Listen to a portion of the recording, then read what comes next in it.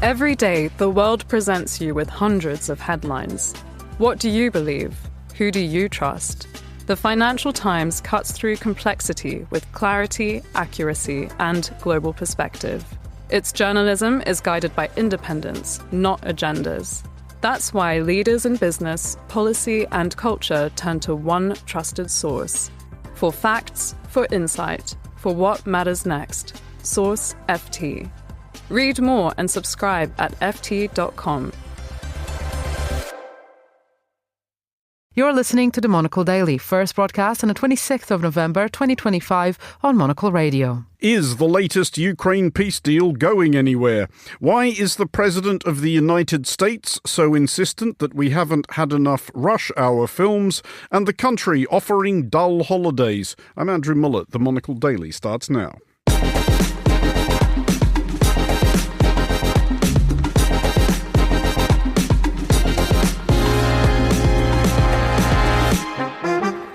Hello and welcome to the Monocle Daily, coming to you from our studios here at Midori House in London. I'm Andrew Muller. My guests Aliona Hlivko and John Everard will discuss the day's big stories, and our On This Day historical series will recall the most famous archaeological discovery of all time. Stay tuned, all that and more coming up right here on the Monocle Daily.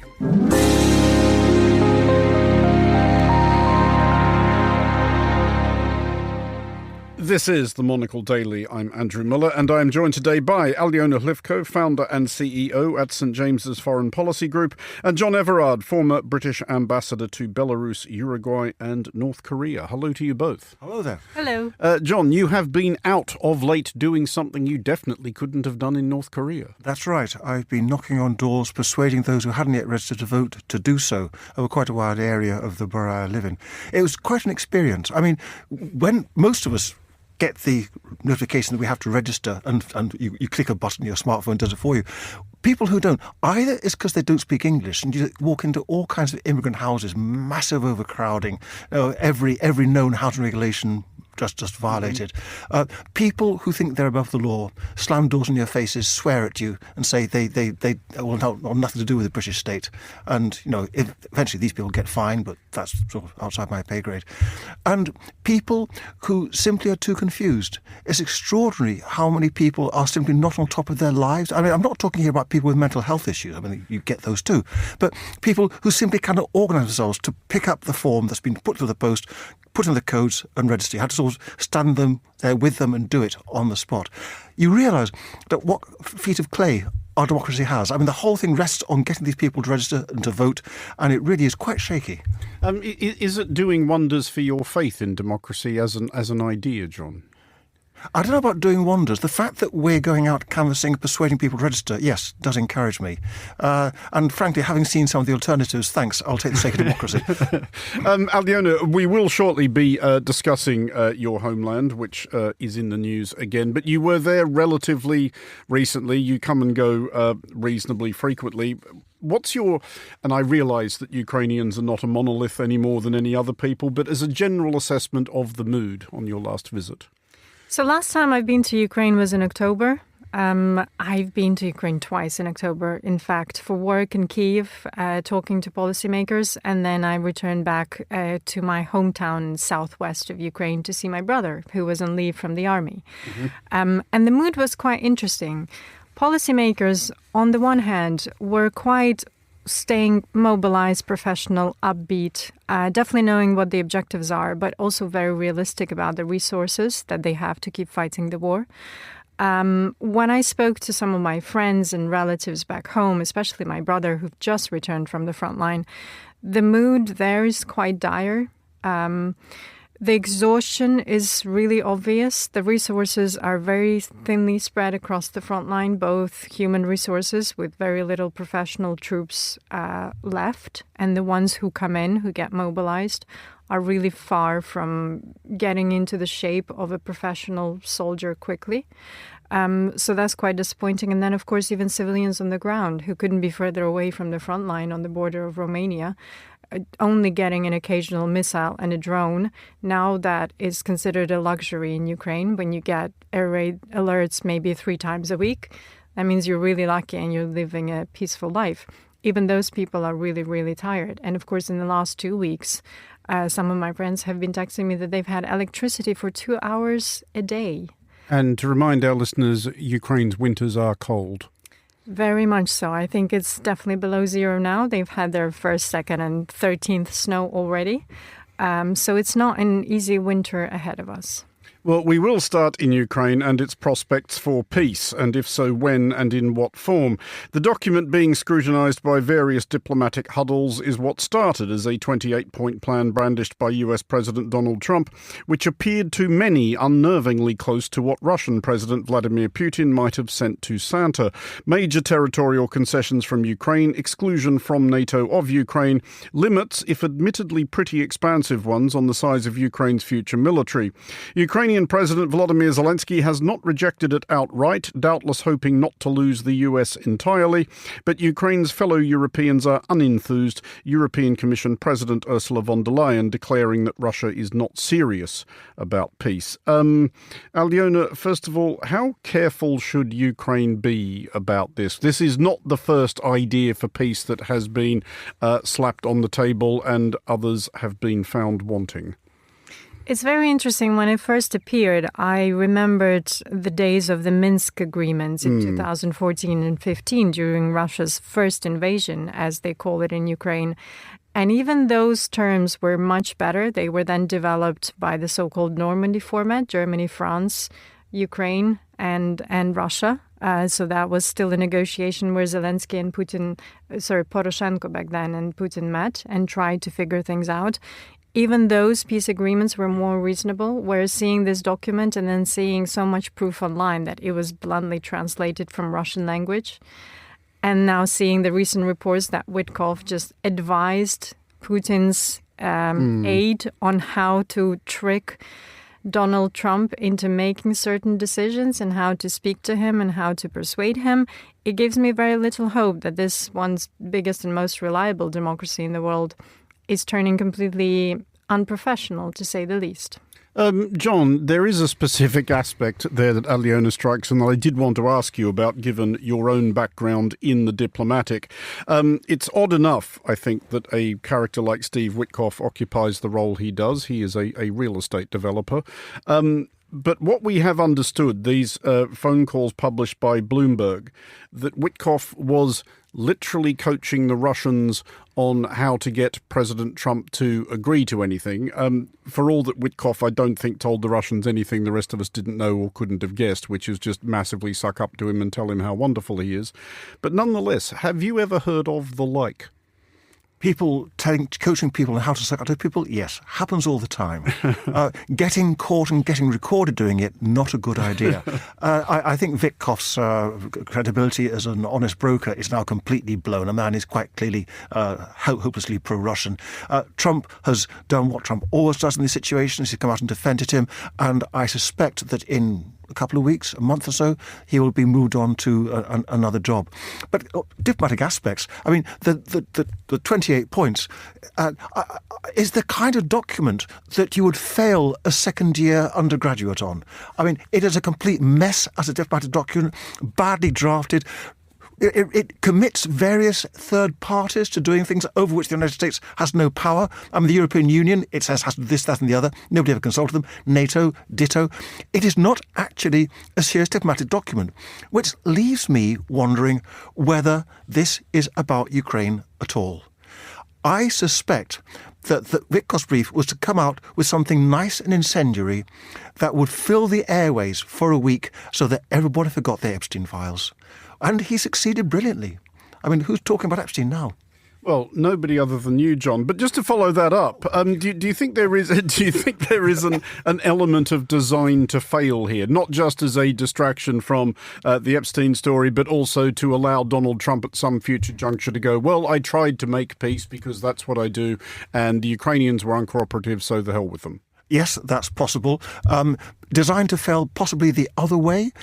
Trump has let himself be persuaded fairly easily to drop key provisions in the document to which the Russians were deeply attached. The document 28 points started out, down to 19, we're told. Russian radio this morning was saying that the big difficulty is over the borders. Surprise, surprise.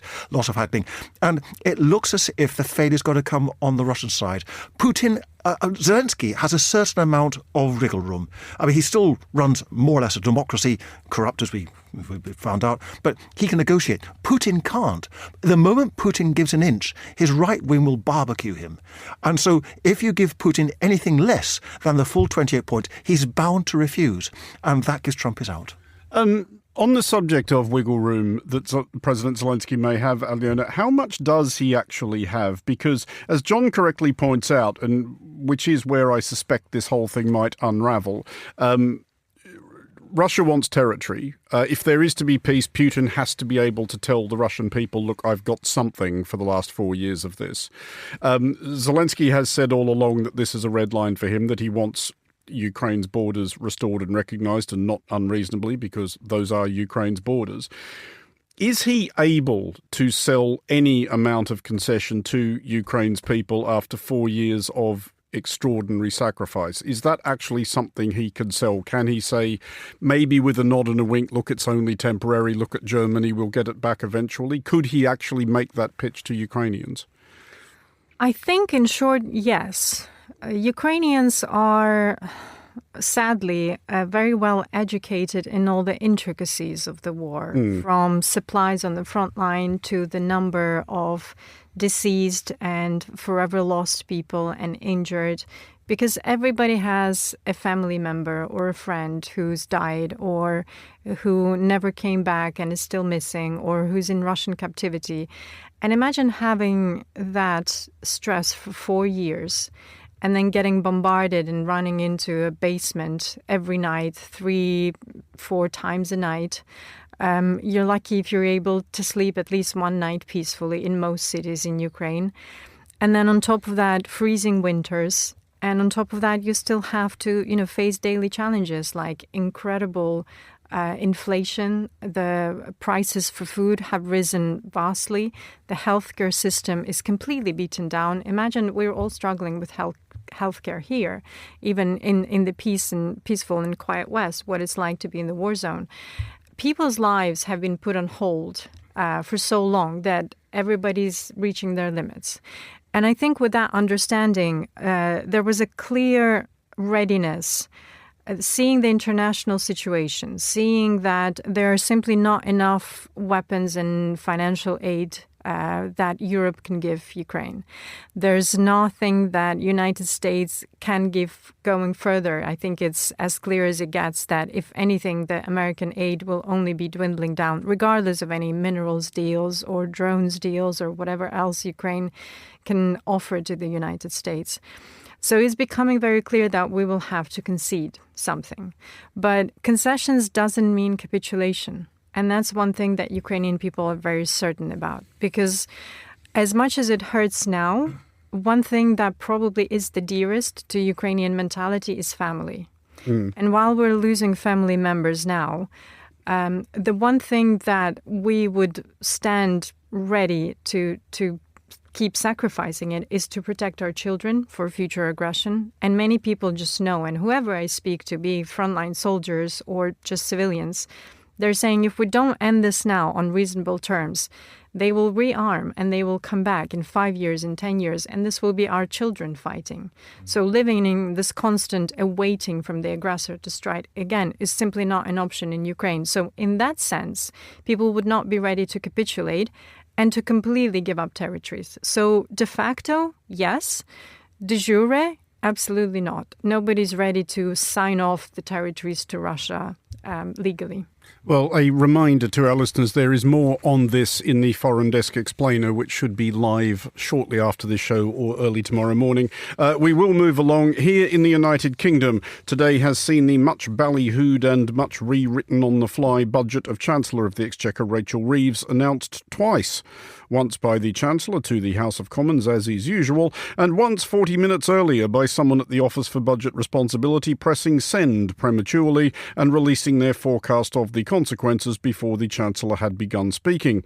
In Berlin, meanwhile, the Bundestag has been holding its annual general debate, a feature of Germany's own budget week, as both countries are inevitably preoccupied with domestic concerns. Will the war on Europe's doorstep be overlooked? John, as far as we can tell, because these are both wrangles very much pitched to domestic concerns, are Germany and the UK still all in on Ukraine, do we think? Yes, we do think so. I mean, both Chancellor Rachel Reeves and Federal Chancellor Merz today made very strong speeches saying we are just that, way behind Ukraine, and we will support Ukraine to the end as long as it takes. That in the midst, in both cases, of some quite sharp exchanges on the lack of money to do anything very much. So it was quite a courageous thing to come out and say. I mean, that notwithstanding, Aliona, is this an addition to the Ukrainians' long list of concerns that eventually, when domestic economies are struggling, that's what people will focus on, and whatever a government in the United Kingdom or Germany says, it's not Ukrainians whose votes they're going to need next time out?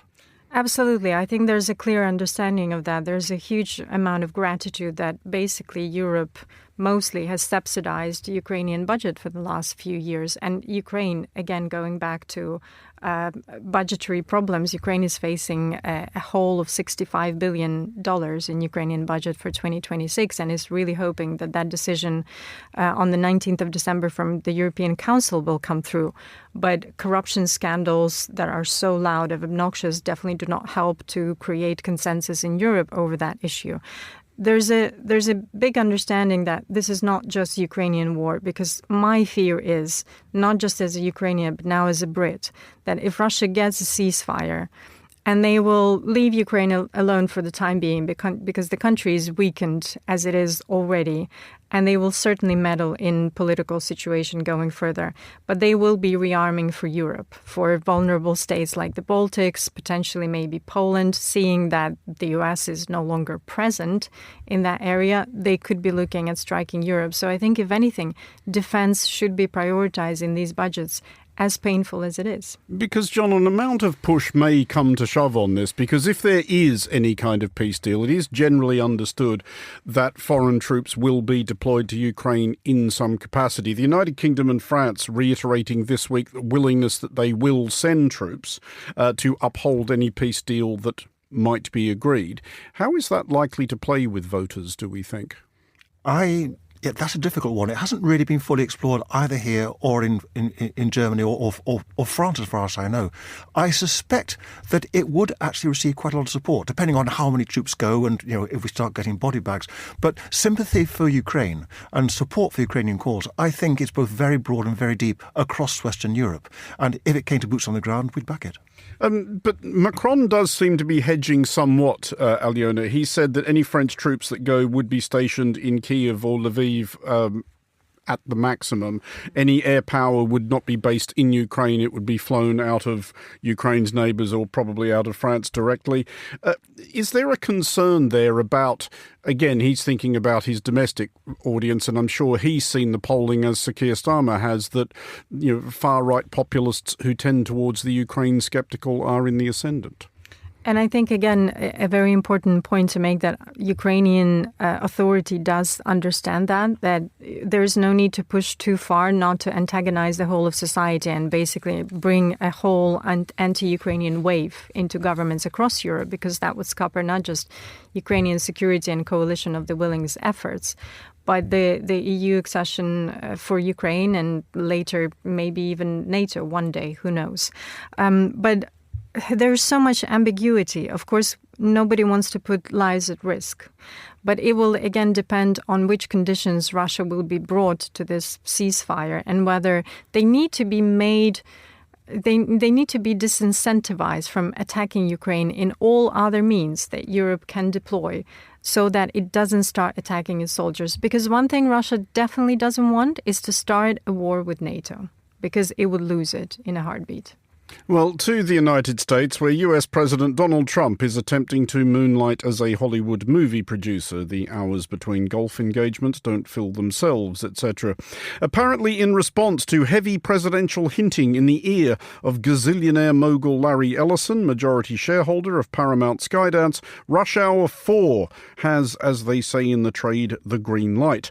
The film had been iced, not, as might have been assumed, because Rush Hour 1 through 3 all sucked out loud, but because franchise director Brett Ratner was struggling for collaborators due to allegations of sexual misconduct.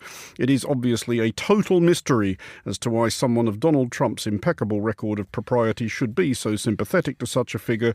Everyone denies everything and so forth. John, are you excited for Rush Hour 4? Yawn. Not really, no.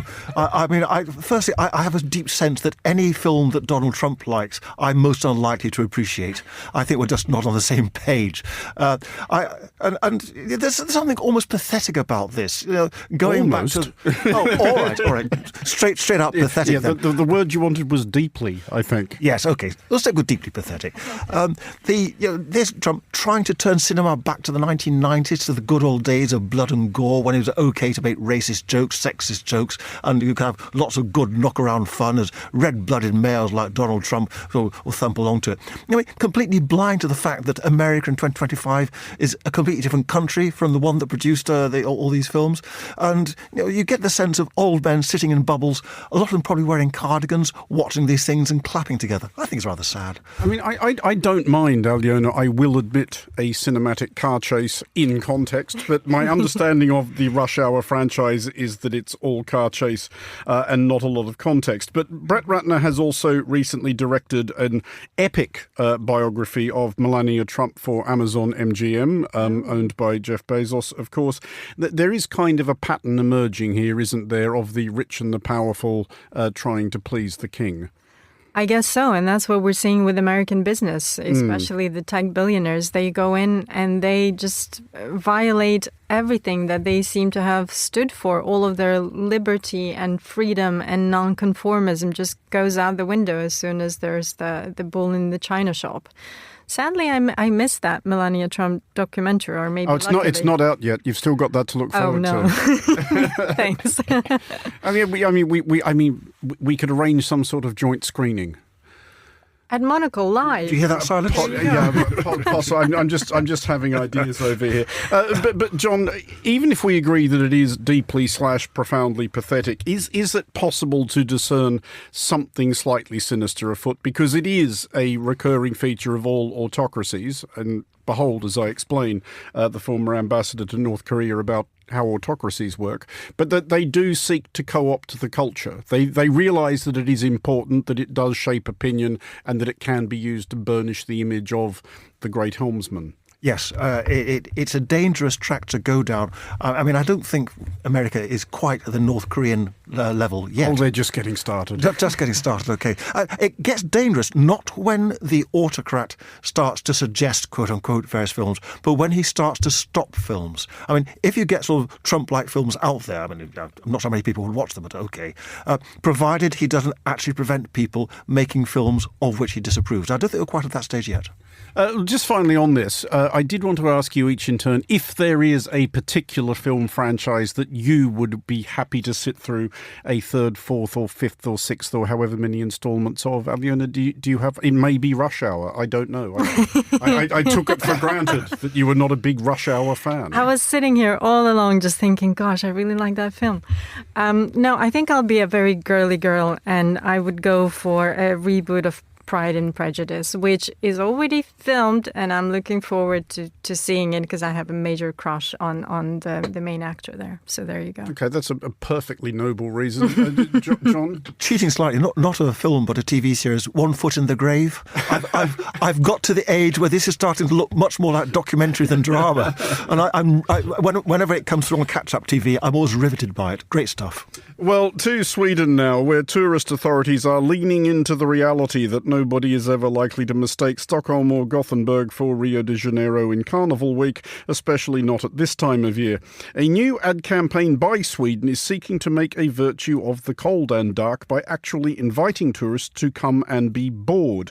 or at least to engage in such low-octane pastimes as walking through forests, gazing into the skies, dangling a fishing line through a hole in the ice, etc.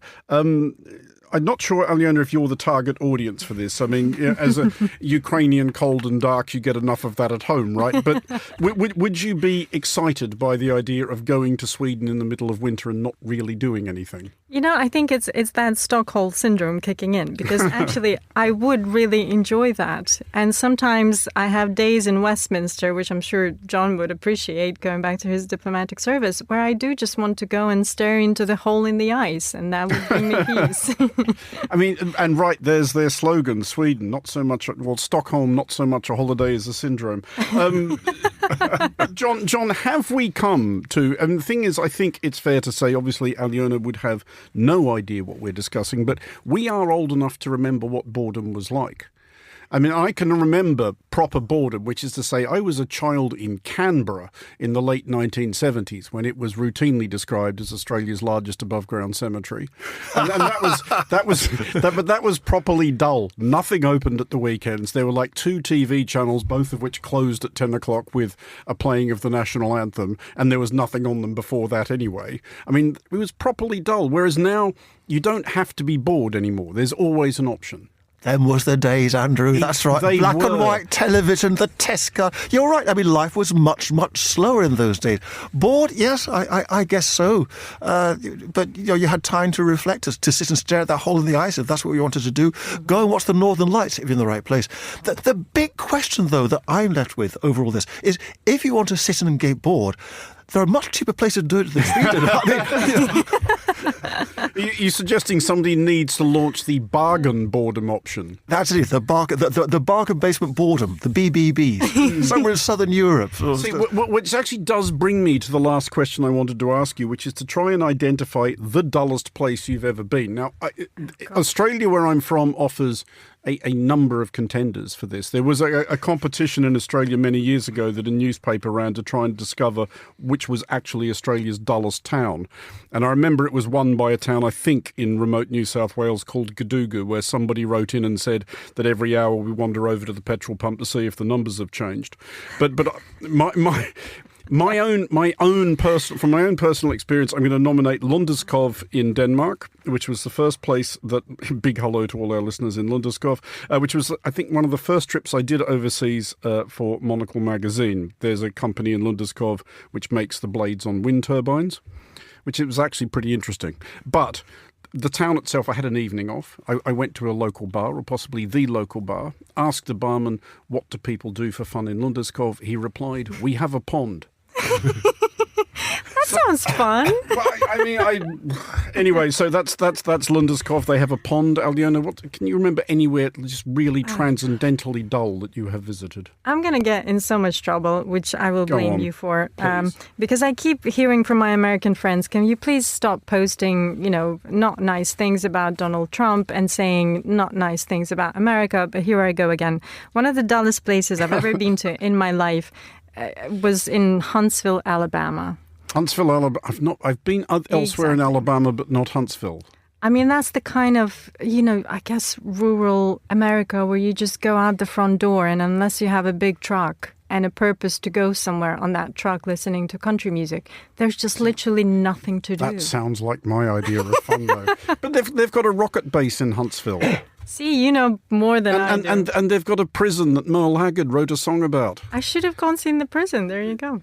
John, can you rival either Lunderskov in Denmark or Huntsville, Alabama? Not anywhere that I've actually been. Somewhere I'd love to go. The town of Dull in Canada, which gloriously is twinned with a town of Boring in, I think, somewhere in Australia. And every year they celebrate Dull and Boring Day. I'd love to be there. I think Boring is in Oregon. Oregon, I beg your pardon. Thank you. This does ring a vague bell. So, but you've never been anywhere you would character. Are you one of those insufferable people who can find the joy in anything? I mean, how much fun can Pyongyang be on the weekend? On a weekend, amazing fun. I mean, you can sit there in the middle of the Taedong River on the ice, staring at it anytime you like. Sounds fabulous. John Everard. Cheaper than Sweden. Visas are a bit trickier. John Everard and Alyona Hlivko, thank you for joining us. Finally, on today's show, our On This Day historical series recalls one of the most momentous openings of a door in modern history.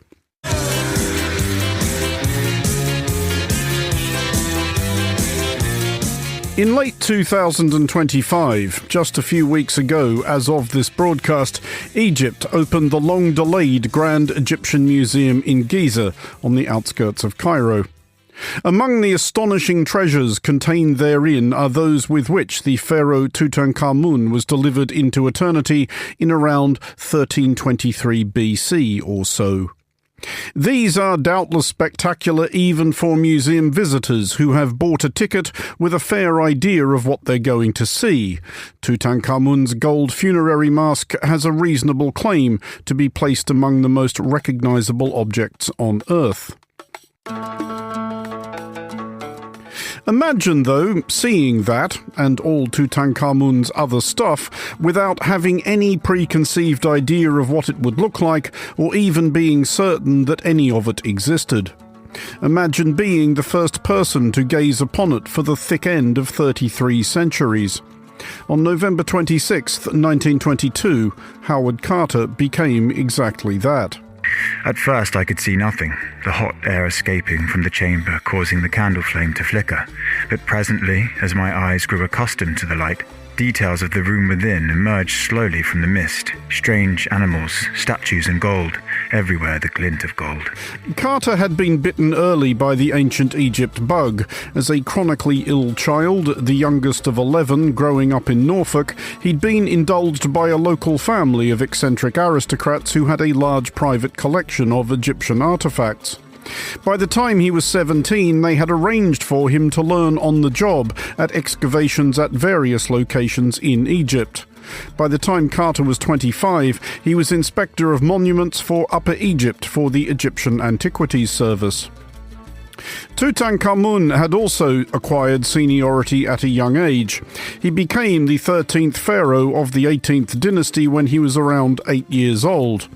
In another sense, Tutankhamun never acquired seniority at all. He died before he was 20, though not before fathering 2 children and presiding over what is regarded as something of a golden age. By 1922, Carter's Egyptological pursuits had been disrupted by a falling out with and resignation from the Egyptian Antiquities Service and World War I, during which he stayed in Cairo as an interpreter/spook attached to the intelligence department of the British War Office. But he'd acquired a patron with a comparable fascination with ancient Egypt and capacious pockets, George Herbert, 5th Earl of Carnarvon. Carter's team, led by Egyptian foremen Ahmed Jerigar, Gas Hassan, Hussein Abu Awad and Hussein Ahmed, had been digging a while in the area known as the Valley of the Kings without much result, and were on the verge of packing it all in when, on November 4th, they discovered what looked like the top of a staircase blocked with rubble. When this was cleared, it revealed a closed door, as Carter recorded in his diary. Towards sunset, we had cleared down to the level of the 12th step, which was sufficient to expose a large part of the upper portion of a plastered and sealed doorway. Here before us was sufficient evidence to show that it really was an entrance to a tomb, and by the seals, to all outward appearances, that it was intact. Carter, not wanting his patron to miss the moment, had the stairway filled back in and cabled Carnarvon, telling him to get himself to Egypt as swiftly as possible. This being olden times, Carnarvon reached Cairo on November 20th. On this day, 103 years ago, Carter made a small breach at the top left corner of the door, lofted his candle and peered inside. Carnarvon asked, "Can you see anything?" Carter replied, "Wonderful things." 2 strange, ebony black effigies of a king. Gilded couches in strange forms, lion-headed, heifer-headed, and beast infernal. Strange black shrines with a gilded monster snake appearing from within. Finely carved chairs, a golden inlaid throne. A lovely lotiform wishing cup in translucent alabaster. A confusion of overturned parts of chariots glinting with gold. And that, it turned out, was only the antechamber. Howard Carter spent another decade meticulously cataloguing the contents of Tutankhamun's complete tomb, more than 5,000 items. It remains the most famous archaeological discovery of all time. By way of illustrating the daunting length of Carter's shadow, early in 2025, archaeologists found the first pharaoh's tomb since Carter first glimpsed Tutankhamun's treasures. It belonged to one of Tutankhamun's ancestors, Pharaoh Thutmose II. There was, however, nothing in it.